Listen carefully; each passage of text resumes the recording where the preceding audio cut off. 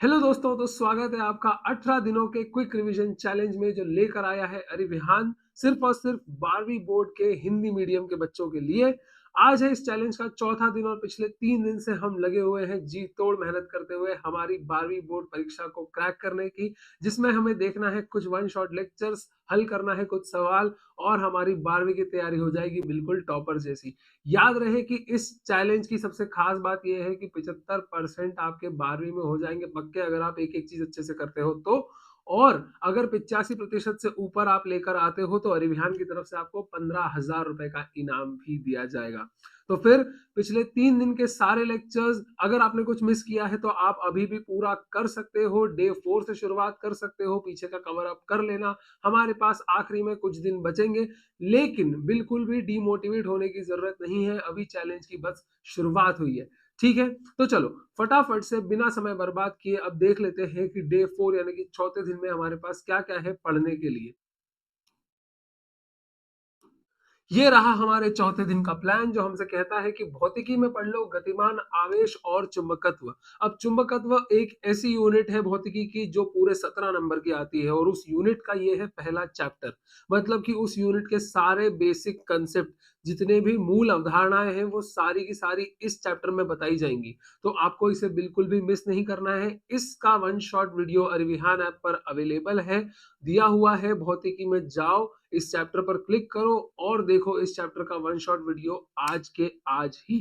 आज के दिन हमारे पास रसायन विज्ञान का कोई भी अध्याय नहीं है, तो हम सीधे बात करेंगे गणित की। ठीक है, गणित में हमें आज क्या पढ़ना है? सारणिक का भाग 1 पढ़ना है। सारणिक जो चैप्टर है उसे 2 हिस्सों में बांट कर डाला गया है अरिविहान ऐप पर।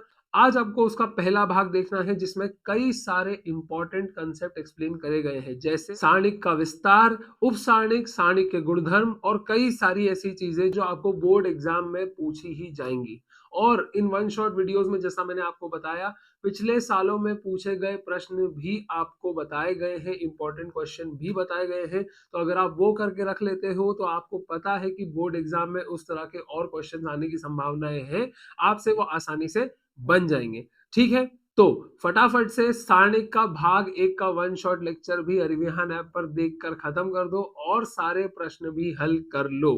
अब फटाफट से देख लेते हैं कि बायोलॉजी यानी कि जीव विज्ञान में हमें आज क्या पढ़ना है। जो पीसीएम के स्टूडेंट्स हैं वो सिर्फ भौतिकी और गणित पढ़ेंगे, जो पीसीबी के स्टूडेंट्स हैं वो सिर्फ भौतिकी और जीव विज्ञान पढ़ेंगे। जीव विज्ञान में हमें क्या पढ़ना है? प्रजनन स्वास्थ्य का भाग 2। कल हमने प्रजनन स्वास्थ्य का भाग 1 देखा था, आज हम प्रजनन स्वास्थ्य के भाग 2 पर काम करेंगे और प्रजनन स्वास्थ्य को पूरी तरह से बोर्ड एग्जाम के लिए कर लेंगे तैयार।